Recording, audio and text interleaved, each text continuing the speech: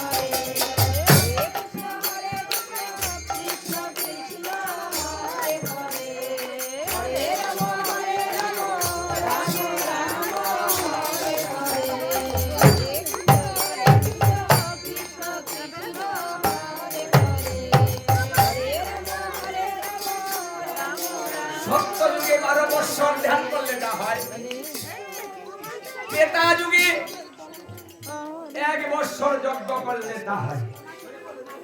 ত্রেতা যুগে 1 বছর যজ্ঞ করলে যা হয়, দ্বাপর যুগে 1 মাস পূজা করলে তা হয়।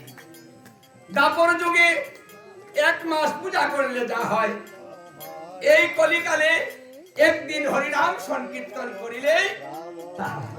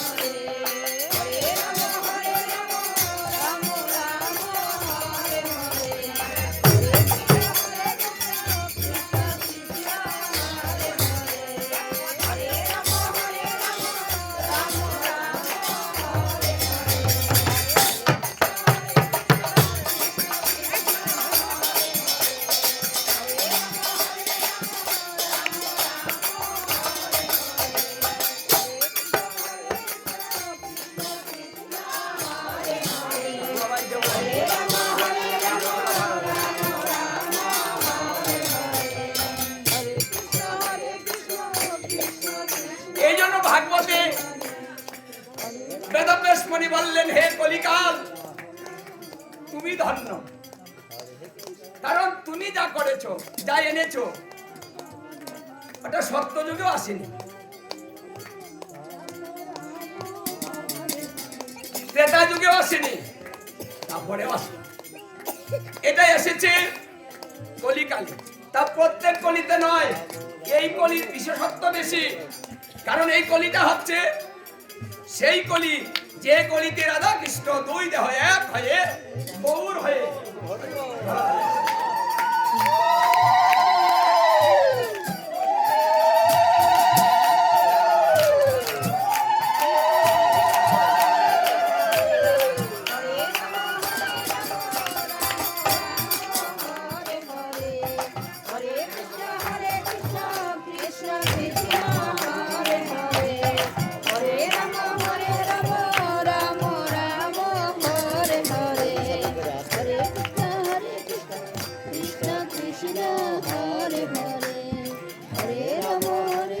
সত্যযুগের মানুষের পরমায় ছিল 1 লক্ষ, তবু বলছে ভালো ছিল না। ত্রেতা যুগে ছিল 10,000, তাও ভালো ছিল না। দ্বাপর যুগে 1,000, তাও ভালো ছিল না।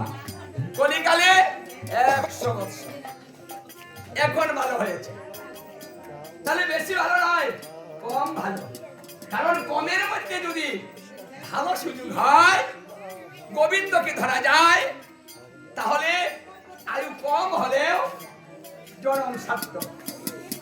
এই জন্য ওই জনমকে বলা হয় সুদূর্লভ মনুষ্য জনম। আর কলিকালের 10,000 বৎসরকে অতি ভাগ্যবান ভাগ্যবতী যারা তারা জন্মগ্রহণ করবে। আমরা কলিকালের 10,000-এর ভিতরে আমরা আছি, মাত্র 5,000 বৎসর গত হয়েছে। এই 10,000 বৎসর পার হয়ে গেলে তখন মানুষ ধর্ম থেকে আস্তে আস্তে বিচ্যুত হবে। তাই এখন এর সময়টা খুবই ভালো। তাই জন্মটা ভালো পেয়েছি, সময়টা ভালো পেয়েছি, যুগটা ভালো পেয়েছি, সুযোগটা ভালো পেয়েছি, সবকিছু আমাদের ভালো। কিন্তু জ্ঞানটা যদি ভালো করে কাজটা করতে পারি, তাহলে জন্মটা সার্থক হয়ে যাবে। তাই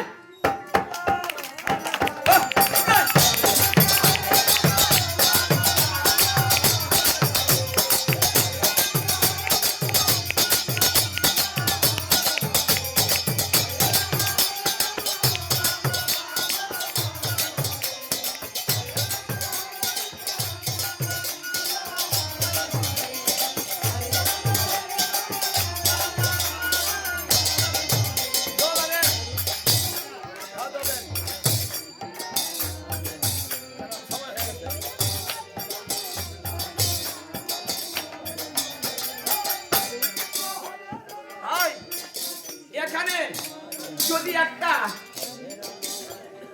দুর্বা অথবা একটা ঘাস, একটা বন কেউ পরিষ্কার করেন এই বৃন্দাবনে, সেই ব্যক্তি 1,000 বৎসর ভগবত ধামে থাকতে পারে। এই সুযোগ তাই যারা বৃন্দাবনে আসবেন, কিছু না কিছু করে যাবেন, হাততালি দিবেন, উলুধ্বনি দিবেন, তাতেও স্বীকৃতি পাবেন। হ্যাঁ জুড়ে